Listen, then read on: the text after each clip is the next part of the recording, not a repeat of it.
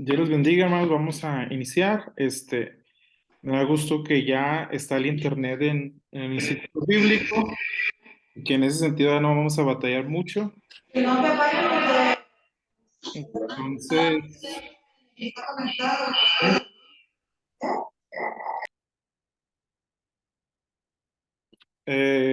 vamos a iniciar la clase, hermanos. Ya veo que algunos de ustedes están conectados. Veo a tres por acá. Acá veo otras hermanas. Entonces, vamos a iniciar y nada más díganme que sí con la cabeza si me alcanzan a escuchar y si me alcanzan a ver bien. Díganme con sí con la cabeza, hermano, si me ven bien y me escuchan bien. Muy bien, vamos a iniciar en lo que algunos de ustedes siguen conectando. Voy a compartir pantalla, hermano, para iniciar con la clase de hoy. Damos gracias a Dios porque nos permite estar conectados en esta tarde.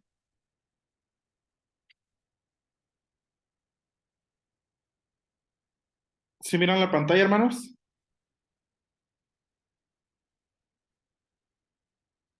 Muy bien. Entonces, vamos a iniciar con nuestra clase hermenéutica. Por ahí la hermana,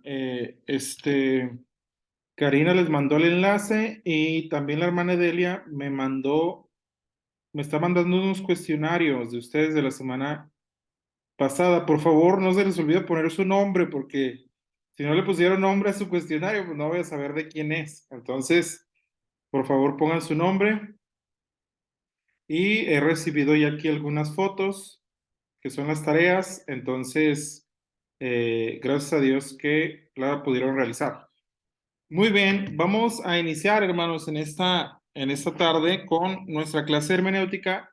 La semana pasada les dejé un cuestionario porque no pudimos estar conectados, pero el día de hoy sí, y vamos a dar un breve repaso, ¿verdad? De lo que vimos la semana pasada a través de las preguntas, pero también vamos a ver los temas que corresponden al día de hoy.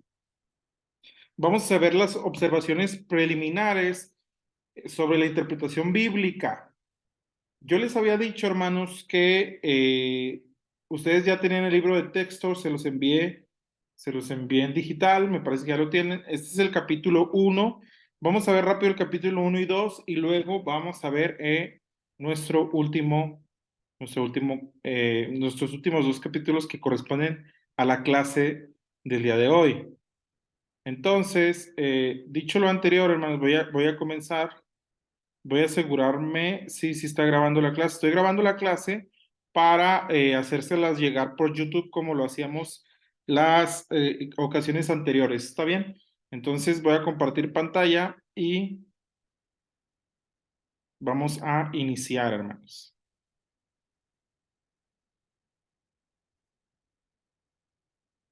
Muy bien. Observaciones preliminares sobre la interpretación bíblica. Para todo estudiante y maestro de la Biblia, dos preguntas son de gran importancia. ¿Qué dice la Biblia sobre algún asunto y qué quiere decir la Biblia cuando lo dice? La respuesta a la primera pregunta puede encontrarse por medio del estudio cuidadoso de la Biblia o investigando en los libros de consulta indicados, o bien haciendo las dos cosas. La segunda pregunta puede ser contestada en parte leyendo el texto bíblico en una de las versiones recientes. Los traductores han hecho un esfuerzo por hacer que el texto sea claro y alcance de lector y de poca preparación académica. Aún así, el significado de algún texto puede seguir siendo difícil por una o varias razones.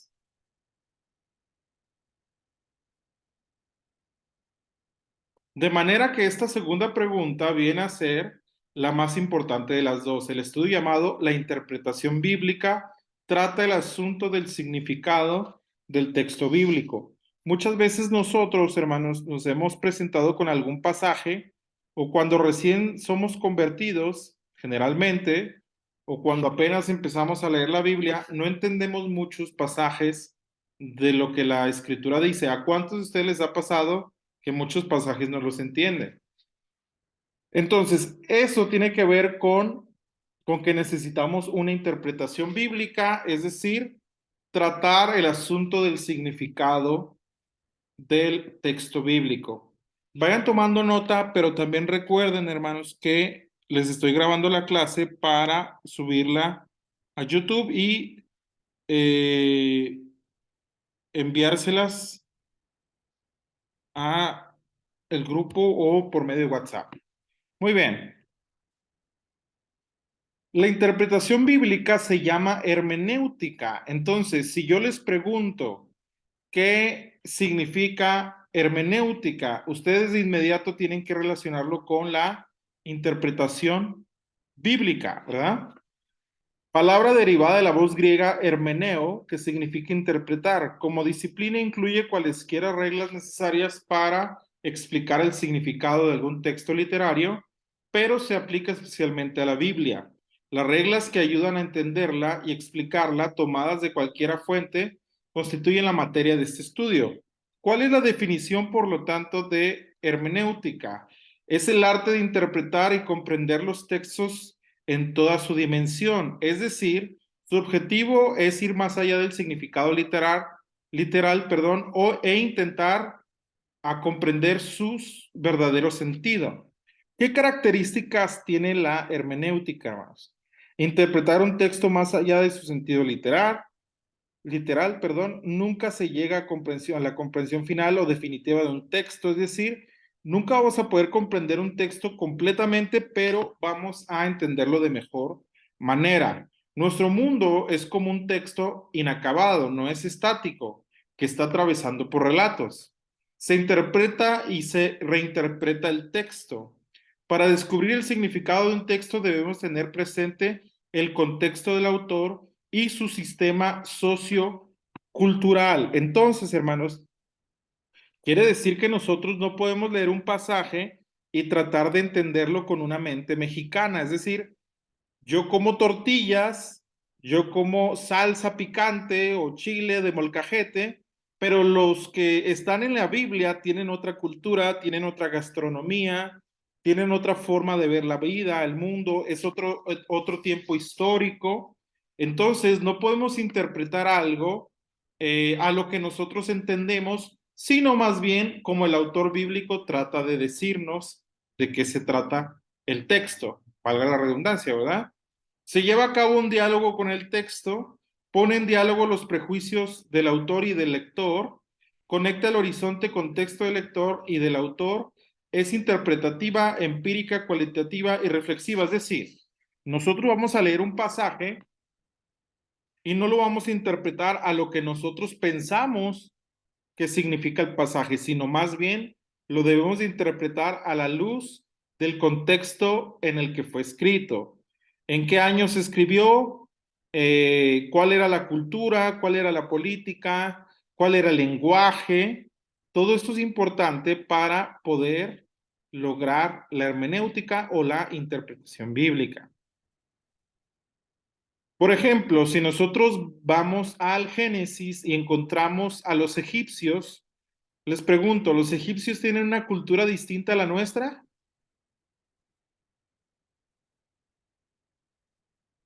¿Los egipcios tienen una cultura diferente a la de nosotros, hermanos? Sí. Entonces, no vamos a entender muchos aspectos de la Biblia si no entendemos que los egipcios tienen una cultura distinta a la nuestra, para empezar. Entonces, la hermenéutica básicamente es la interpretación bíblica, ¿verdad? Entonces, no sé si alcanzan a ver bien, hermanos, la pantalla.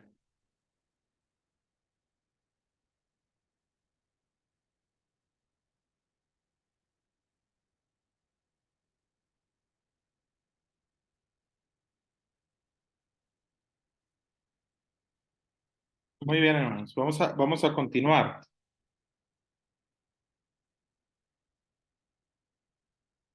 No sé si miran bien.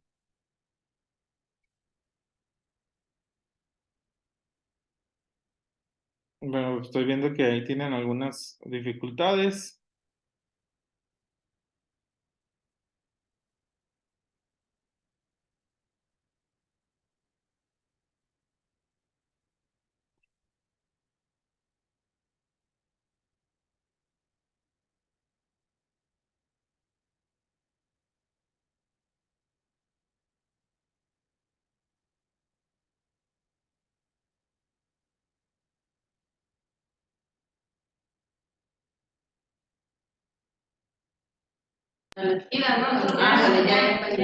Hermano, Sí, hermanos. ¿sí me oye? Sí, ya los escucho.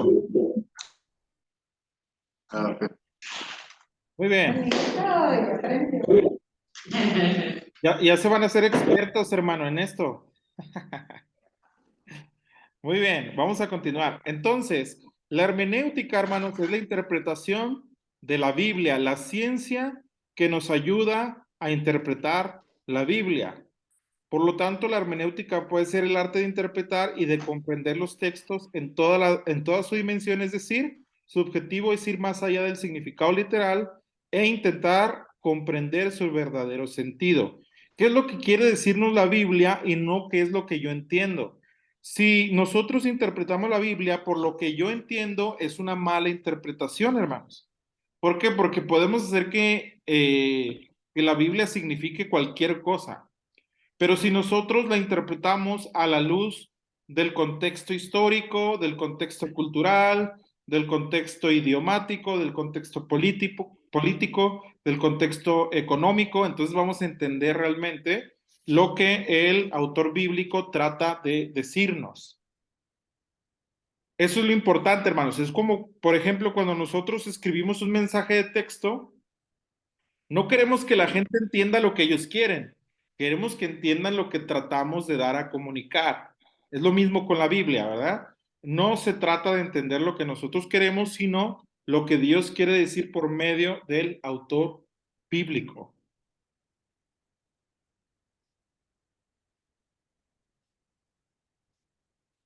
Muy bien, voy a darle la siguiente, hermanos. La necesidad de estudiar la hermenéutica. ¿Por qué es necesario?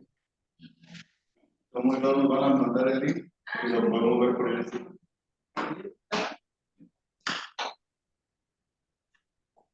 ¿Sí logran ver la pantalla, hermanos? Sí, sí la podemos ver. Muy bien. La necesidad de estudiar la hermenéutica. Cada idioma tiene sus propias expresiones que no se prestan para la traducción literal en otros idiomas. Los modismos, ¿verdad?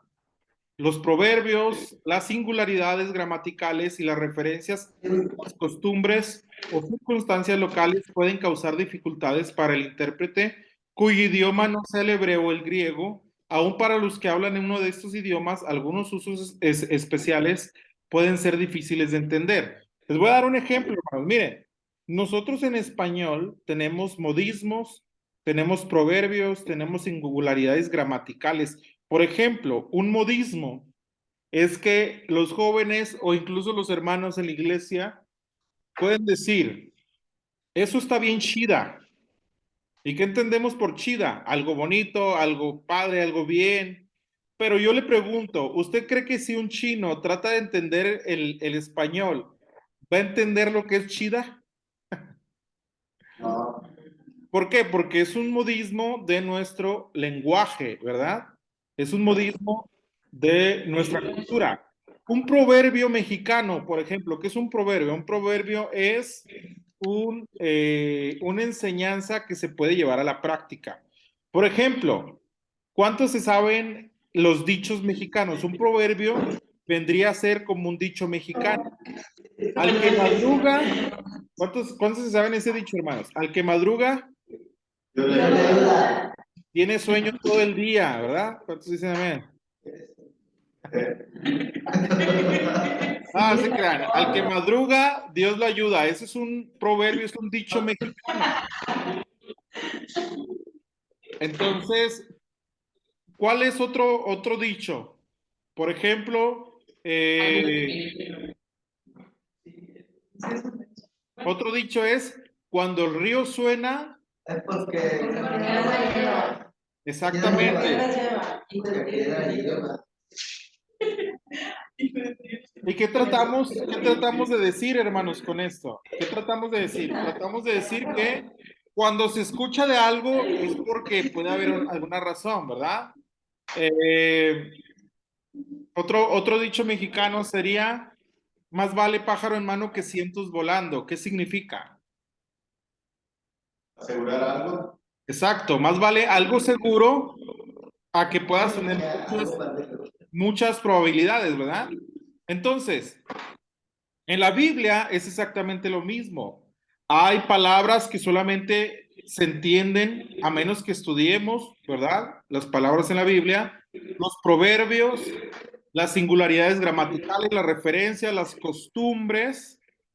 Por ejemplo, hermanos, en el Evangelio encontramos que el Señor les dice a sus discípulos, van a encontrarse un hombre con un cántaro en el hombro, lo tienen que seguir hasta donde llegue este hombre, ¿verdad?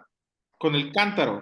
Les pregunto, ¿por qué tenía que ser una señal que el hombre trajera el cántaro y lo tenían que seguir? Si yo les digo a ustedes, hermano, van a salir del instituto y se van a encontrar un hombre con un botellón de agua, con un garrafón en el hombro, ustedes van a decir, no, pues me puedo topar muchos, no va a ser una señal para mí. Pero ¿por qué era una gran señal en el tiempo de Jesús, en el tiempo de los apóstoles? Porque los hombres no cargaban los cántaros. Quienes cargaban los cántaros eran las mujeres. Entonces, era muy difícil ver un hombre con un cántaro, ¿verdad? En ese sentido, hermanos, no podemos entender lo que la Biblia nos va a decir a menos que estudiemos qué quiere decir la costumbre, las circunstancias, etcétera. Cuando tratamos de explicar la Biblia, nos enfrentamos con un grupo de problemas especiales. Algunos de estos se deben a que la Biblia fue escrita en otra época, separada de la nuestra por unos 2000 años. Es decir, estamos hablando de 2000 años de diferencia por lo menos. La parte del mundo donde sucedieron los eventos registrados está separada de nuestro mundo por un océano y un continente. Es decir, hay que cruzar todo un continente para poder llegar a la tierra donde se escribe la Biblia. Dos de los idiomas en que fue escrita fueron por mucho tiempo lenguas muertas, es decir, lenguas que están escritas, que se pueden leer, pero que ya no se hablan. No pertenecen a la familia de lenguas romances, por ejemplo, la lengua romance son las griegas y las latinas. El hebreo, el arameo y el griego tienen poca conexión con el español. Entonces, nosotros hay cuestiones bíblicas que no vamos a entender porque el idioma en que se escribe la Biblia, hermanos, es en hebreo, en arameo y en griego.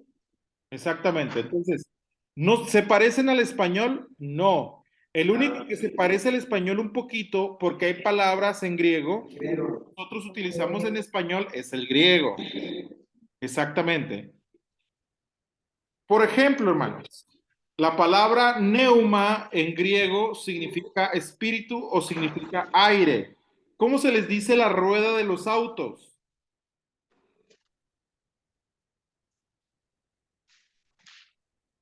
Se cortó, no la escuchamos. ¿Cómo se les dice a la rueda de los autos? A las llantas. Neumático. Neumático, exactamente. Entonces, ¿qué significa un neumático? Significa una rueda llena de aire. Esa palabra viene del griego, hermanos. Esa palabra, hay otras palabras que vienen del griego también. Por ejemplo, la palabra ortografía. ¿Qué significa ortografía, hermanos? Algo mal escrito. No, más bien, es como escribimos, ¿no? Algo bien escrito. Algo bien Significa algo que está bien escrito. Ortos significa correcto y grafos significa escritura, ¿verdad? Algo bien escrito. Por ejemplo, la palabra tele significa lejos y la palabra fonos significa voz. Entonces, ¿qué significa teléfono?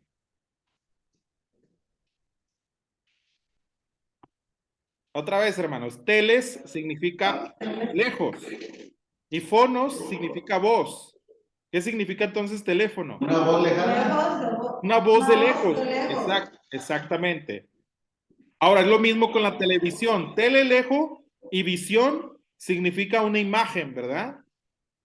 Entonces, televisión es una imagen desde lejos. Esas palabras vienen muchas veces del griego, del latín, y es de la manera en que el español se formó. pero el hebreo, el arameo no tienen nada que ver con el español.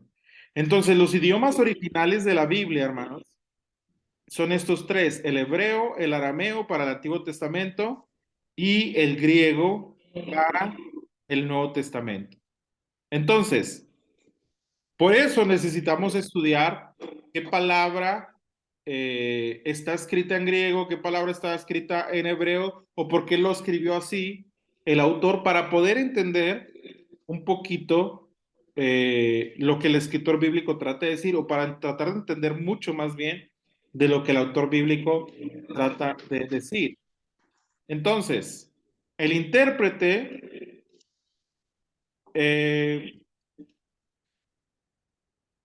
debe de ser de la siguiente manera: si reconocemos que el estudio de la hermenéutica es necesario para entender bien la Biblia, podemos ver también que una interpretación adecuada está al alcance de aquel que quiere esforzarse por aprender sus reglas y ser diligente en su aplicación, pero requiere que el intérprete mismo comience su trabajo siendo preparado para él espiritualmente. En este punto, muchos católicos romanos, por ejemplo, difieren de los cristianos evangélicos. Aquella iglesia reserva para sí el derecho exclusivo de interpretar las escrituras. Los teólogos romanistas pretenden que la iglesia verdadera del Señor Jesucristo es la que ellos sirven. Por esta razón, creen que solo ellos poseen el Espíritu Santo, con la ayuda del cual puedan interpretar las escrituras. Es interesante observar al principio que ese argumento fue rechazado por el erudito holandés humanista Erasmo, el que afirmó lo siguiente: la iglesia no es el único intérprete que tenga derecho de determinar y definir el significado verdadero de la escritura. Al contrario, la escritura determina lo que debe enseñar la iglesia. Aquí no queremos discutir el asunto, sino solamente afirmar que aquellos que identifican la Iglesia de Jesucristo como la Iglesia Católica Romana se equivocan, ya que excluyen a todos los que no sean parte de ella.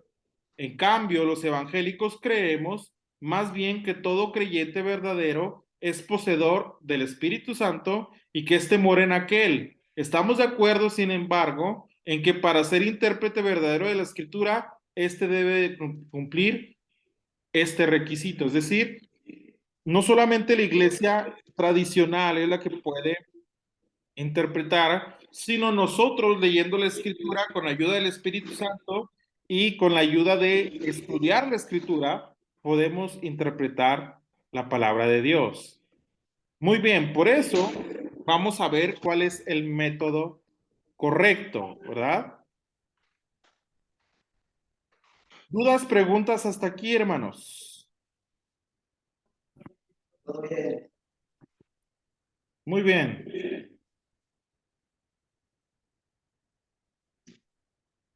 Entonces, ¿cuál es el método correcto? Primero vamos a ver 3 métodos incorrectos y al final vamos a ver el método correcto. Primer método sería, debe ser evidente que la interpretación correcta depende de varios elementos. No basta de tener el espíritu correcto al comenzar el estudio, será necesario también usar un método correcto. Aunque el intérprete tenga la sinceridad, la humildad, la reverencia y el espíritu de oración, no podrá llegar a conclusiones adecuadas si no procede usando el método correcto. Conceptos equivocados respecto al propósito del escritor, la validez de sus declaraciones doctrinales, la exactitud de los hechos históricos que relata y el origen divino del texto. Llevarán muchas veces a conclusiones falsas. Cuando afirmamos que existe un método correcto, no lo hacemos pretenciosamente, es decir, no es algo por presumir. El método correcto se ha determinado eliminando los que son falsos métodos, ¿verdad? De acuerdo con la conciencia cristiana universal, los métodos falsos fueron eliminados después de observar las conclusiones falsas que resultaron por el uso de ellos.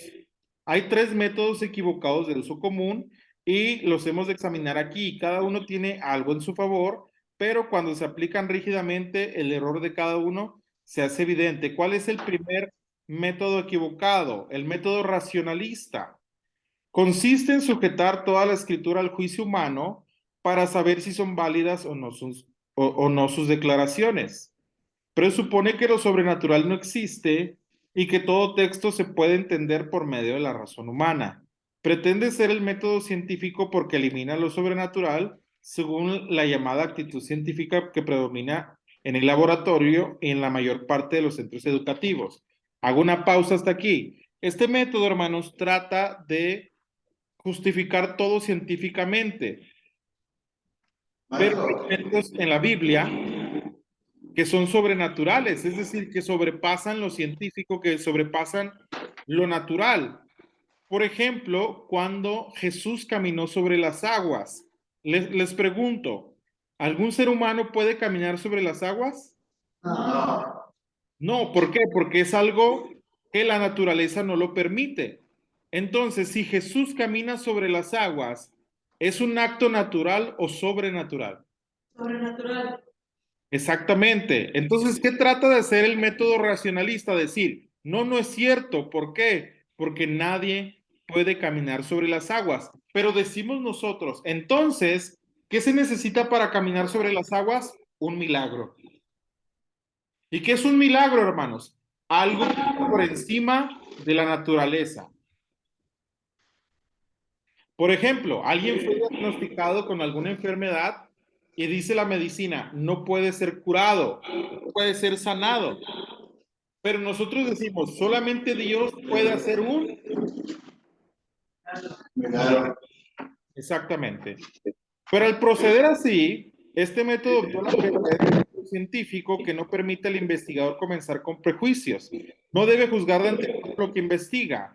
Antes de reunir todos los datos necesarios, los que usan el método racionalista muchas veces comienzan rechazando una de las pretensiones fundamentales de la Biblia, que Dios interviene en los asuntos humanos. Los racionalistas entonces comienzan a interpretar la Biblia usando su prejuicio como punto de partida. El resultado es que sacan conclusiones satisfactorias para sí mismos que son muy diferentes de lo que las escrituras enseñan claramente. Entonces, ¿qué significa esto, hermanos? Significa que no podemos interpretar la Biblia por lo que nosotros pensamos, porque si decimos nadie puede caminar sobre las aguas, entonces lo que Jesús hizo al caminar sobre las aguas no es cierto. Pero la Biblia no solamente habla de algo que podemos razonar, sino de algo que podemos creer por fe. Por ejemplo, muchos milagros fueron hechos por fe, hermanos. Sin la fe es imposible agradar a Dios. Entonces, la fe es parte de los elementos para poder entender las escrituras. Por ejemplo, hay aspectos en la Biblia que no se deben creer, hay aspectos en la Biblia que se deben creer por fe y no se pueden razonar. Por ejemplo, hermanos, la Trinidad. Les pregunto, ¿la Trinidad la podemos entender racionalmente, hermanos? No. No. Nunca vamos a poder entender que Dios es un único Dios en tres personas: Padre, Hijo, Espíritu Santo. El Padre no es el Espíritu Santo, el Espíritu Santo no es el Hijo y el Hijo no es el Padre. Pero todos son un solo Dios en tres personas diferentes. ¿Vamos a poder entender esto, hermanos? No, pero lo creemos, sí, sí lo creemos. Creemos que Padre, Hijo y Espíritu Santo son uno mismo. ¿Cierto o no, hermanos? Amén. ¿Lo podemos entender? No. Es imposible entenderlo. Pero ¿lo creemos? Sí, sí lo creemos. Creemos que Dios es el Padre, creemos que Dios es el Hijo y creemos que Dios es el Espíritu Santo. Por lo tanto, si utilizamos el método racionalista para entender la Biblia, hermanos, vamos a llegar a errores, evidentemente. Muy bien. El método alegórico místico. Es otra manera de interpretar la Biblia. Este considera que toda la Biblia fue escrita como una serie de alegorías. Insiste en que no es el significado natural y evidente al que da la Biblia su importancia, sino el sentido místico. Para ellos, místico significa oculto o espiritual. Este método fue inventado por los griegos antiguos que procuraban explicar para sí mismos sus mitos y leyendas. Algunos creyentes cristianos de Alejandría, incapaces de explicar ciertas dificultades bíblicas, adoptaron este método para recomendar las escrituras y la fe cristiana a sus amigos educados. Aunque los líderes cristianos de Antioquía se oponían a este método, siguió afectando toda la historia de la interpretación bíblica, aún hasta el tiempo presente. Era usado especialmente durante la Edad Media. Hoy la Iglesia Católica Romana apoya algunas doctrinas que tuvieron su origen en este método. Aún entre los evangélicos hay algunas creencias basadas en el método alegórico místico. Parece que una de las razones del por qué algunas sectas modernas usan este método es la misma que le dio origen entre los griegos antiguos. Ayudar a desvanecer todo aquello que ellos creen ser contradicciones científicas. Porque cuando se hace a un lado el sentido literal del texto, ya no hay necesidad de preocuparse por la exactitud histórica. Ahora, ¿qué es una alegoría, hermanos? Para poder entender esto. Alegoría viene del griego alegorein, que significa hablar figuradamente. Es una ficción en virtud de la cual una cosa representa o significa otra diferente. La interpretación alegórica sostiene que debajo de la letra rete o de lo obvio fanera se encuentra el verdadero significado hiponia del pasaje. Les voy a dar un ejemplo. Por ejemplo, lo alegórico místico, hermanos, tiene que ver con que nosotros leemos la Biblia y decimos, no puede significar una cosa, debe de tener un significado oculto. No, hermanos, la Biblia es muy clara, no necesariamente debe de tener un significado oculto. Por ejemplo, cuando David peleó con Goliat, tomó 5 piedras del río, ¿cierto?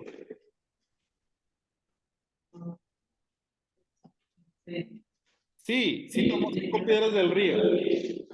Entonces, yo les pregunto a ustedes, ¿cada una de esas piedras significa algo o simplemente son 5 piedras? Significado. ¿Tiene un significado o no? Sí. No, hermano. Pues yo pienso que escogió, nada más una escogió para derribar a Goliat. Ajá. No tiene un significado, hermano. Y lo que Él tomó 5 piedras y las usó. 3 y 7. Entonces, este método alegórico místico nos trata de decir que todo tiene un significado y no necesariamente. Porque, por ejemplo, agarró 5 piedras y hay quienes dicen, esas 5 piedras significan los 5 maridos de la mujer samaritana. Es lo que iba a decir yo, maestro. ¿Qué pasó, hermanos? No, nada. nada que ver con. No tiene nada que ver. Con Exactamente. David y Goliat. Entonces, este es el método alegórico místico. ¿Por qué? Porque trata de buscar un significado oculto donde no lo hay, hermano. Si la Biblia no nos dice, por ejemplo, la Biblia dice que la mujer tomó del fruto prohibido, ¿cierto? Sí. Les pregunto, ¿el fruto prohibido era una manzana? No se sabe qué fruto era. Exactamente, no se sabe. Simplemente era un fruto. ¿Y por qué la gente dice que es una manzana? Porque hubo alguien que inventó que era una manzana y todo el mundo dice, es que tomó la manzana. No, no es cierto. La Biblia dice que es un fruto y ya. Por ejemplo, la Biblia dice que Jonás fue tragado por un gran pez. Les pregunto, ¿era una ballena, hermanos? No. No se sabe qué Eso solamente es un pez. Un Nada gran más pez. era un gran pez. Exactamente, simplemente era un pez, ¿cierto? Sí. Solamente un pez y ya. Entonces, no podemos entender el pasaje bíblico si le inventamos cosas. El tercer método equivocado es el método dogmático. Su nombre se deriva de la palabra griega dogma, que significa enseñanza propiamente hablando. Toda doctrina cristiana es un dogma, aunque desafortunadamente esta palabra lleva cierto sentido desagradable a la mente popular. Se debe a que las doctrinas cristianas se han enseñado muchas veces en un espíritu rígido dogmático. Sin embargo, el método dogmático no se considera equivocado por ningún espíritu dogmático, sino porque interpreta de acuerdo con los dogmas de algún grupo. Sus enseñanzas son consideradas correctas porque proceden de aquel grupo y no porque tengan mérito basado en algunos principios aceptados de la hermenéutica. Por ejemplo, la Iglesia Católica Romana usa este método oficialmente, aunque no lo llama por este nombre. Luis Macchi, que escribió en la aprobación eclesiástica, dice: el intérprete debe tener siempre a la vista lo que la Iglesia determinó sobre la interpretación de los libros sagrados. Un dogmatismo es una doctrina fijada, una opinión y verdades aceptadas sin crítica o examen. O sea, Por ejemplo, hermanos, había tiempo en la iglesia cristiana evangélica acá con nosotros que había pastores que decían que la batería era del diablo, hermano. la batería. La batería, el instrumento musical de la batería, dicen, es del diablo, no podemos tener batería. Y luego por ahí hubo alguien que dijo, pastor, pero eso no dice la Biblia cuando nos regaña. Pues debería de decir. Eso, hermanos, es un dogma. ¿Me explico? Sí. No podemos imponer a la iglesia algo que la Biblia no dice, hermano. Por ejemplo, yo les había dicho en otras clases allá hace tiempo, allá en el norte, para muchos en el norte, ir al cine es del diablo, está mal. Para otros no. Entonces, ¿qué es lo que yo debo enseñar? Debo enseñar que la Biblia dice que todo me es lícito, pero no todo No me conviene. conviene, exactamente.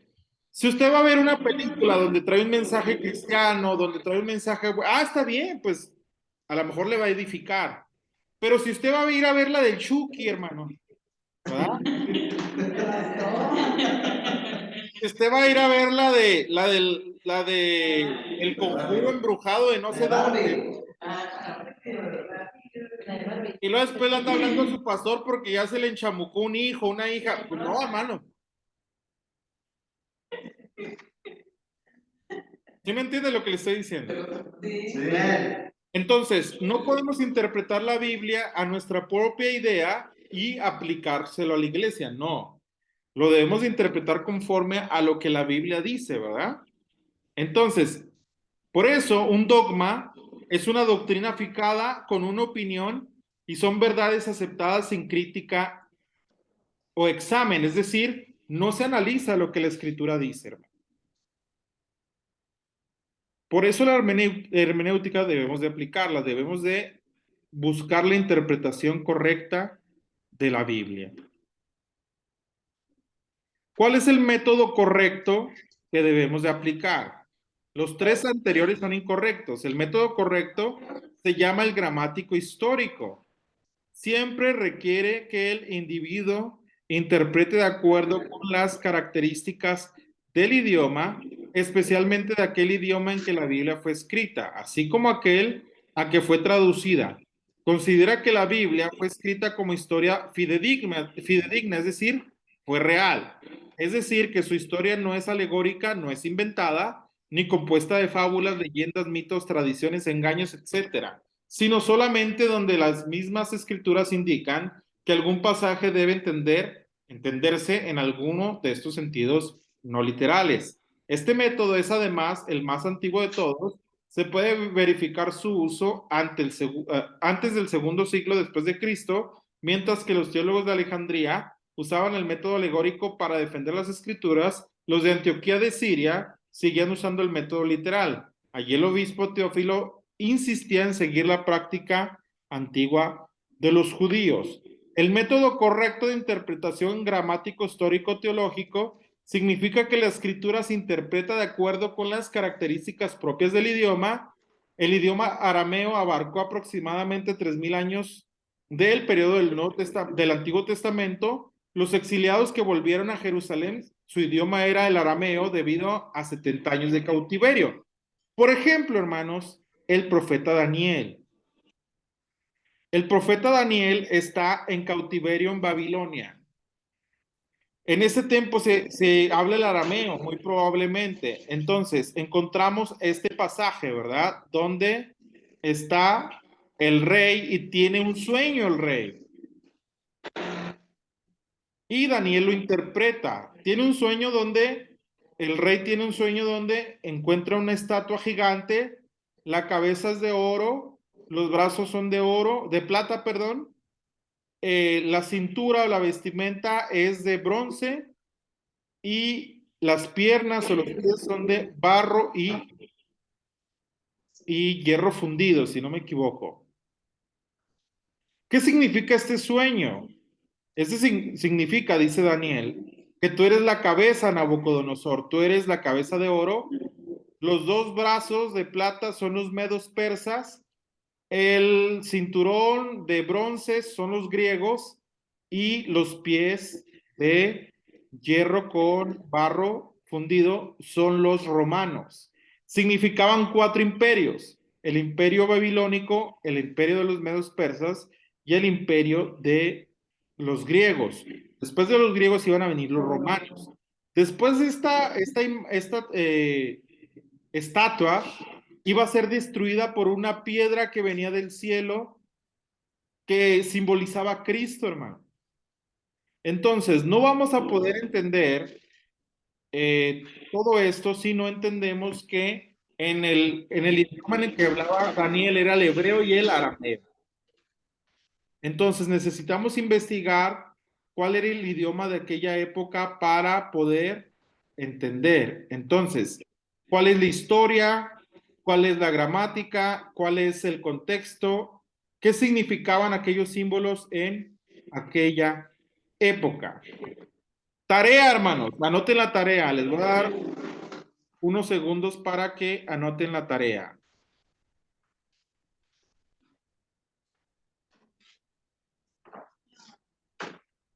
Solamente algunas preguntas de la clase pasada.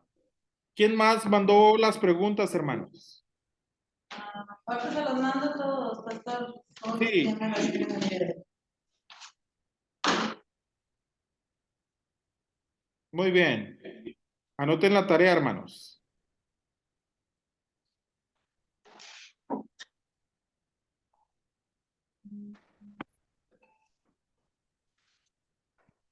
Por ahí ya me están llegando algunas ideas.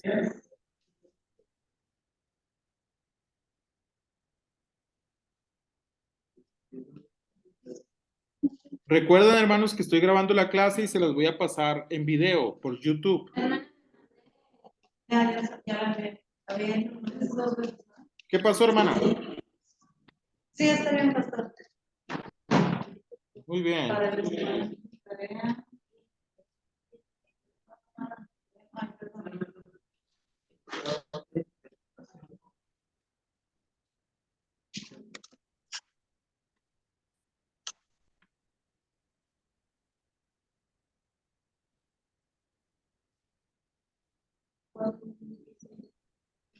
Ustedes me dicen si ya lo pasaron, hermanos.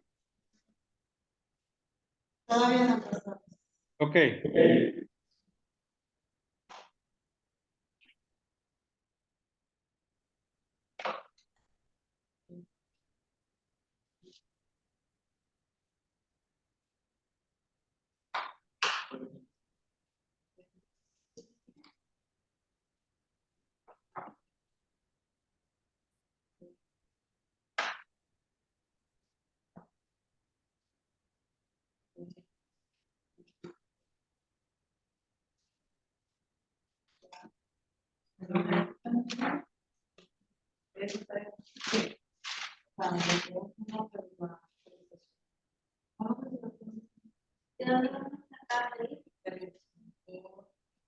El método correcto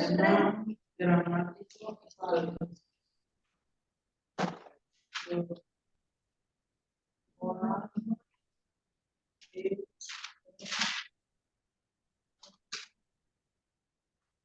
Correcto.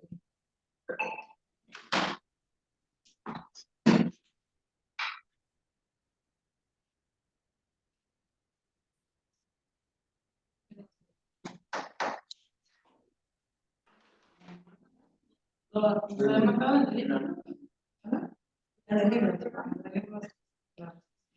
Sí, hermanito. Todo viene en el libro. ¿Sí? Es nada más que ustedes repasen el libro. En el libro también, ¿no? Ya me están llegando por ahí otras tareas.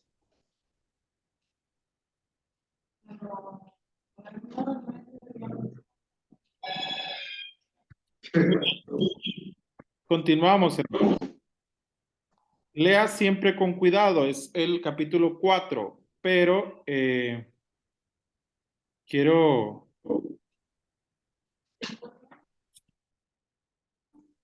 compartirles un video para Ya están todos, hermanito, todas los cuestionarios.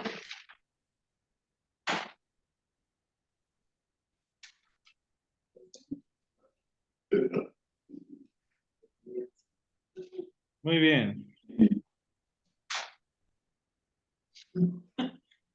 Denme un minuto, hermanos.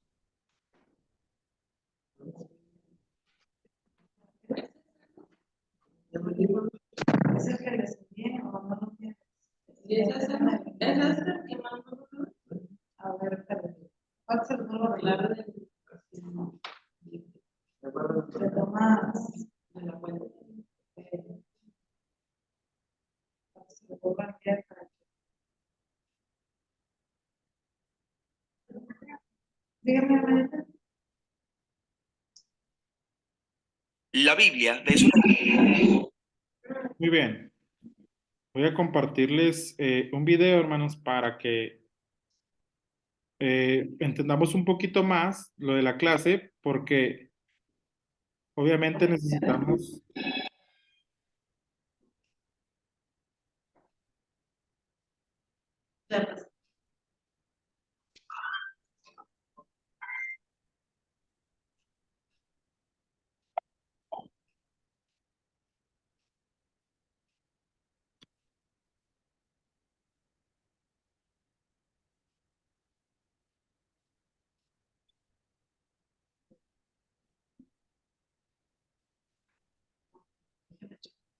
Ay, no me deja.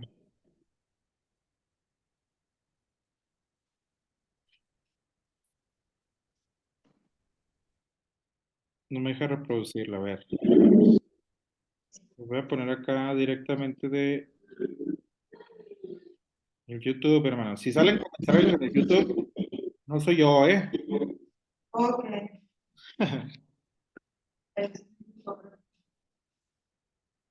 Ese es el capítulo 2.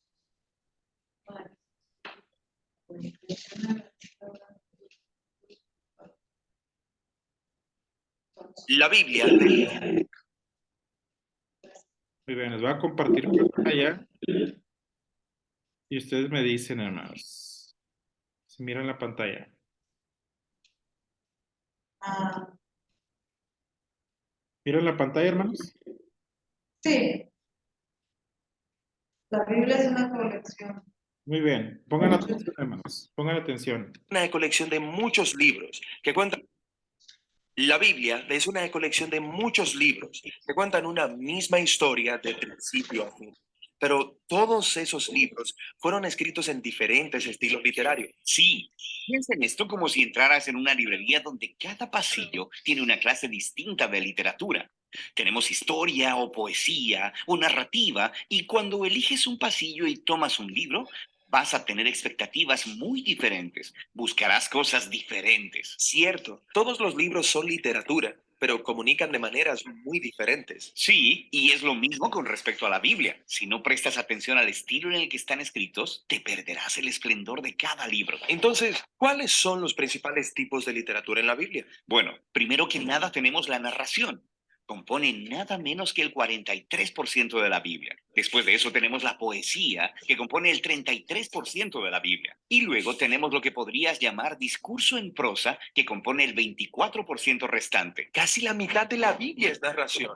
Sí, y esto no es un accidente. Las historias son la forma más universal de comunicación humana. De hecho, nuestros cerebros están diseñados para recibir información a través de historias. Y las historias son realmente entretenidas. ¿Por qué? Bueno, las historias nos entrenan para encontrar el sentido a los eventos que aparentemente suceden en la vida al azar, tomando esos eventos y poniéndolos en una secuencia. Y luego, cuando están juntos, puedes empezar a ver el significado y el propósito de todo. ¿Y qué es lo que une todo esto? Bueno, las buenas historias siempre tienen un personaje que quiere algo. Y luego, a través de estos personajes, el autor puede explorar las grandes preguntas de la vida, como quiénes somos y qué es lo que verdaderamente importa en la vida. Y una buena historia siempre involucra alguna clase de conflicto. Algún reto que superar, justo como en nuestras propias vidas. Y eso nos obliga a pensar en nuestros propios retos, en por qué hay tanto dolor o decepción en el mundo y qué podemos hacer al respecto.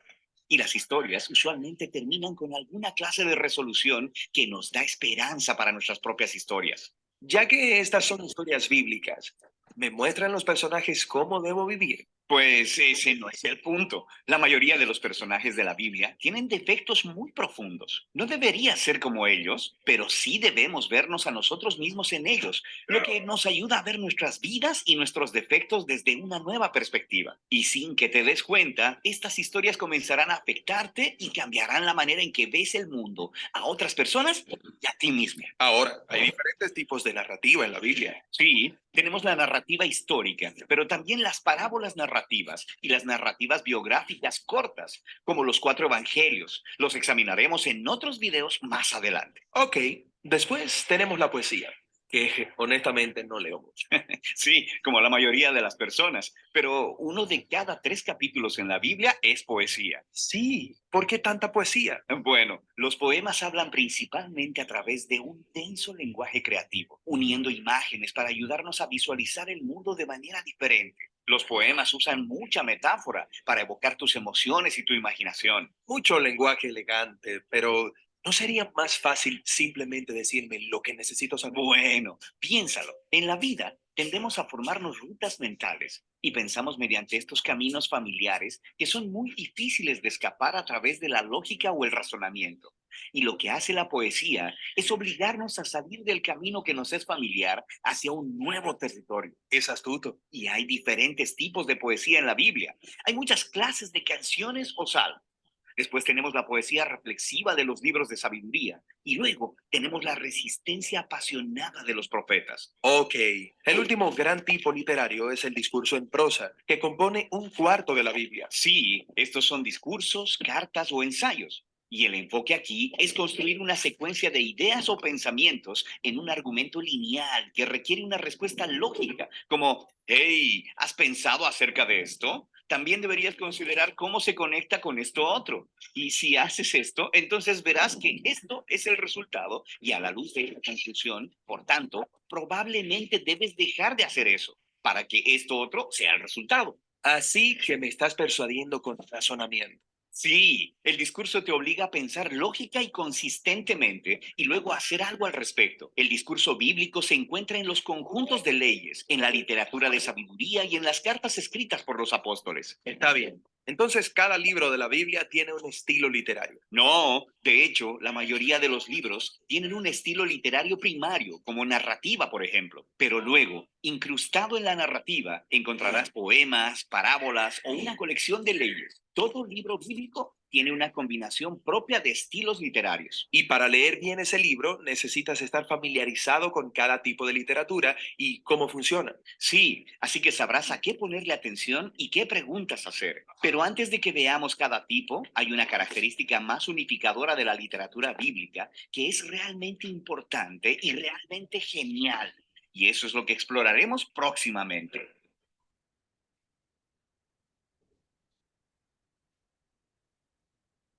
Muy bien, hermanos.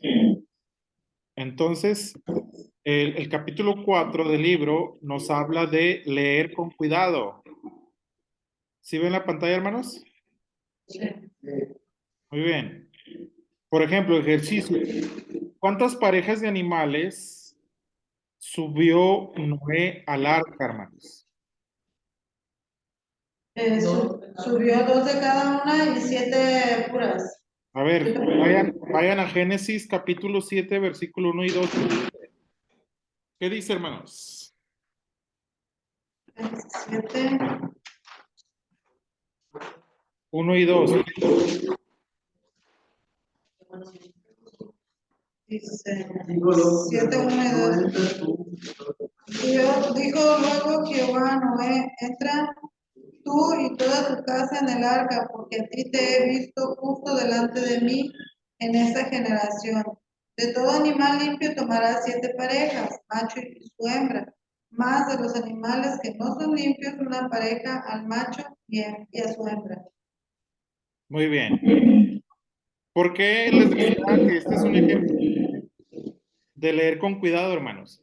Porque todos, al menos yo pensaba, si Noé metió 2 leones y se moría uno, ¿cómo le iba a hacer? ¿Cuántos han pensado en eso? ¿Cuántos pensaban así? Bueno, si había 2 jirafas y se moría uno, no, digo, no, es 7 parejas. Con 7 parejas es más fácil, ¿verdad? Que los animales se sigan reproduciendo. Y luego dijo alguien, yo no sé para qué Noé metió a las arañas, ¿verdad? Al arca. O las pulgas, o las garrapatas. Sí, y luego de 2 en 2, hermano, ¿verdad? Las puso. ¿Dónde? Las metió de 2 en 2 a las pulgas. Muy bien. Todo lector de la Biblia puede acostumbrarse tanto al lenguaje bíblico que llega a leer por encima de las palabras muy conocidas, creyendo que las lee con toda exactitud. Cuando lee así, los errores de su lectura habitual se graban aún más profundamente en su cerebro. Para entender correctamente cualquier pasaje escrito, es necesario leerlo siempre con cuidado. Entre más importante sea lo que está escrito, más serios serán los errores que se cometen al no leerlo bien. Por eso, hermanos, se recomienda este ejercicio, leer en voz alta, porque al leer en voz alta lo estamos leyendo y al mismo tiempo lo estamos escuchando. Y al leerlo y a escucharlo, nos puede quedar mejor grabado lo que estamos leyendo.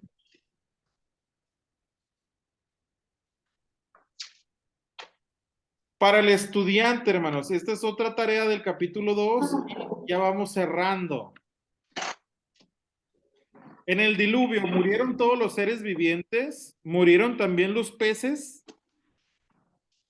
Cuando Jesús dijo, la verdad os hará libres, ¿lo dijo en un sentido sin límites? Según Filipenses 4:13, ¿puede el hombre hacerlo todo? Según Génesis 38, 9 y 10, ¿en qué consistió el pecado de Onán? Note bien la razón porque lo hizo. Anoten esas 4 preguntas, hermanos, y estaremos cerrando la lección del día de hoy.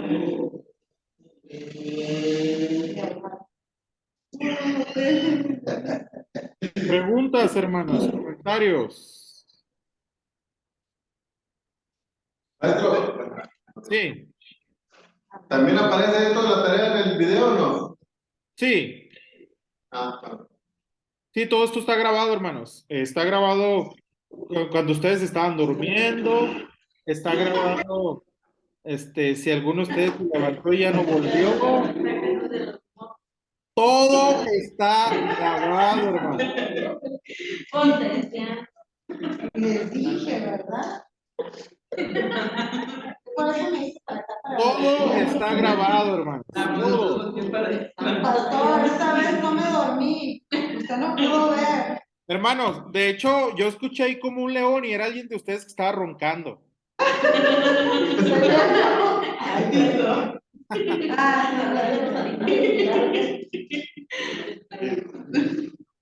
Yo nunca he salido a dormir en el video. Pero ahora sí. pues la toca por otro lado. Ah. La hermana ¿Qué?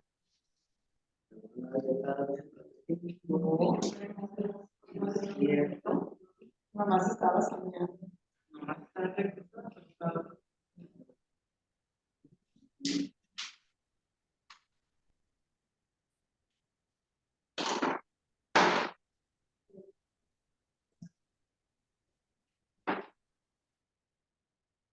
Muy bien, hermanos. En cuanto terminen de anotar.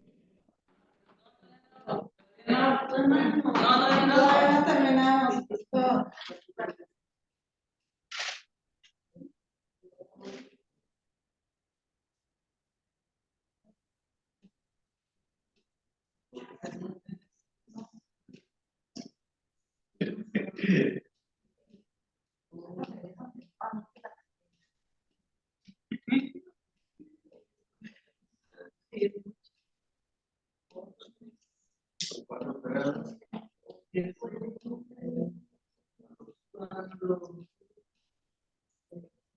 Cuando Jesús dijo la verdad, serán libres, no dijo los sentidos y límites.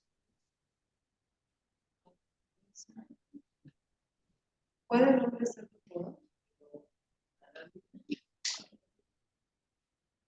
No dijo los sentidos y límites.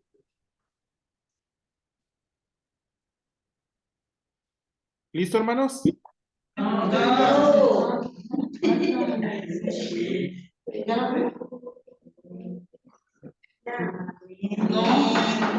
Ya casi, pastor.